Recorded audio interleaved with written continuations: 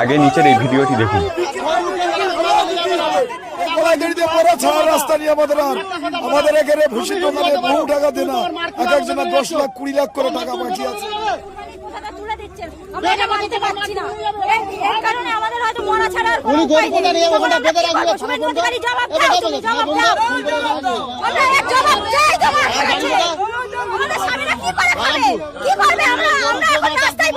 এখন দেখতে পাচ্ছি যে হিন্দু থেকে মুসলিমদের দরদ বেশি গরুদের, এতে সমস্যায় পড়ছে প্রধানত দরিদ্ররা, ঘোষ পরিবারের মানুষেরা, যারা এই গরুকে বিক্রি করে নিজেদের জীবিকা নির্বাহ করে, তাদের তো অসুবিধা হবে না। আমাদের এটাই পেশা, আমাদের স্বামীরা আর কোনো মানে কাজে কর্মে যুক্ত নেই, আমাদের এই করে খেতে হয়।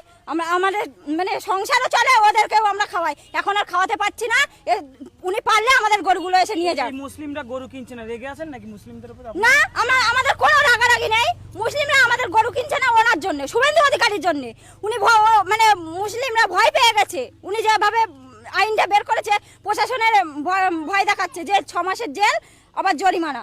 এই মানে এই ভয়তে কেউ আসছে না আমাদের গরু কিনতে। বিজেপি নিয়ে আসা আচ্ছা দিন, কতটা আচ্ছা দিন হয়েছে আপনাদের কাছে? না, কোনো আচ্ছা দিন হয়নি, খারাপ হয়েছে আমাদের, আরো আমাদের দিন খারাপ হয়েছে।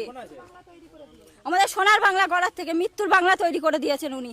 হিন্দু মুসলিমের ভেতরে একটা দ্বন্দ্ব বাঁধিয়ে দেওয়ার চেষ্টা হচ্ছে, এটা আমরা মানতে পারছি না। এই আইন আমরা মানবো না, মানছি না। আমাদের কুরবানির গরু বিক্রি করে দিতেই হবে, আর নাহলে আমরা